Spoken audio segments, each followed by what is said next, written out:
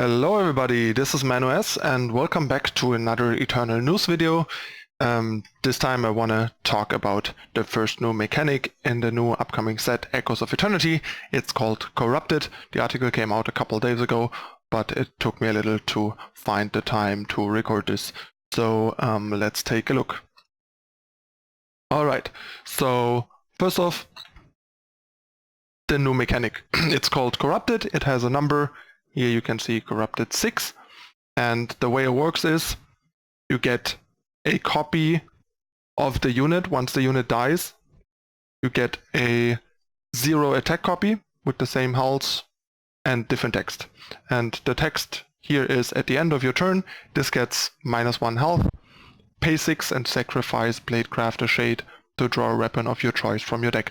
So basically how it works is you have a unit. It has corrupted X. X is the amount that you have to pay to activate it, and you can pay the corrupted amount to sacrifice the shade to reuse the summon ability of the unit. And you have limited time to do so because the shade gets -1 health at the end of your turn. So basically in this case, when it dies, you only have until next turn to do so, because if it dies on your turn, it immediately goes to 0-1, and then on your turn you have to sacrifice it, or it dies at the end of your turn. If it dies on the opponent's turn, you have a turn more. So yeah, this is obviously not a particularly strong representative of the ability, but in limited, this is still potentially pretty strong, because I mean it's a 2-for-1. But it is slow, so something to keep in mind. It's more of a late game grindy value engine that can be quite costly, especially in this case.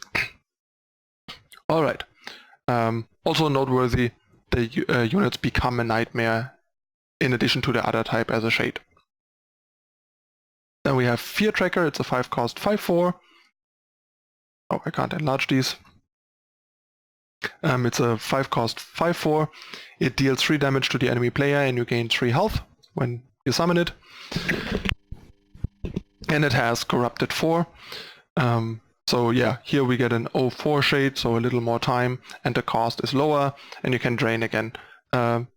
Much better than the other card, but still not quite constructed viable probably, even though it's an elf, which helps. But even in Expedition, this seems a bit too weak, but I'm not sure. Maybe it can see some fringe play, but I doubt it. Next we have a really powerful one. Sorry about that. Purge Driver. It's a 4-cost 2-2. On summon, you silence and kill an enemy unit with more than one faction. So this is quite a powerhouse, especially because it also silences. So silencing stuff like Rizan or Icaria, for example, is pretty huge against Winchest, because of course they have display, so they want to get them back, and silencing them is really strong. So yeah, 4-cost 2-2, super strong. Kill something. It has Corrupted 5, so it's not that cheap, but it means you can use it the next turn. And then yeah, you can go again. So lots of board impact, lots of value here. Body is obviously a bit small, but the ability is so strong. And there are a lot of good multi-faction units out there, big and small. This is gonna be a constructed powerhouse in both formats, I think. And last but not least, or kind of least, we have Vernal Mandrake. It's a 7-cost 8-8, and on summon you transform each of your other units into random units that cost 1 more. This one has Corrupted 8, so pretty expensive Corrupted. It's gonna cost you your entire turn, and you're gonna have to make sure that you actually have the 8's power. Although you have a lot of time, since this has 8 health, so you can use it whenever basically, and then further grow the units on the board by 1 more and rolling the dice again. This is more of a cool casual card, I think, than a constructed playable card, but in limited this is probably still pretty strong. Like a 7-cost 8-8 is pretty good in limited, and then randomly high rolling the rest of your board is quite good and limited on average too. I would say it's much worse in constructed, so I don't think this is quite gonna be constructed playable. It's kind of like a bad shimmer pack, I think. But in limited, this seems really powerful. So yeah, this mechanic, it looks kind of interesting and creative. Also keep in mind if you have stuff like Obelisk or things that want you to sack a unit, these cards are much nicer. Like they are fodder for Devour, they are fodder for your Combust and all that stuff. They can pressure the opponent if you have buffs. They can carry weapons.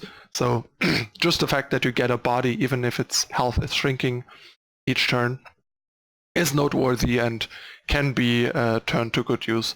So this is kind of a multifaceted mechanic that can have some interesting side implications aside from the obvious core mechanic. So we'll see how they play out.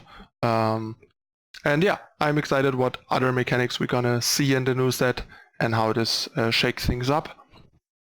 But yeah, we will see soon, and I'll be back here with the next mechanic reveal article that I'm sure will happen soon, because this is only the beginning of what's to come. As usual, you can find the article in the description down below if you haven't seen or read it yourself and want to check it out. And yeah, you know the drill. Subscribe, like, leave a comment. Let me know what you guys think. And yeah, that's it again for this time. I'm your host ManuS. I thank you for watching, and I'll see you next time. Bye.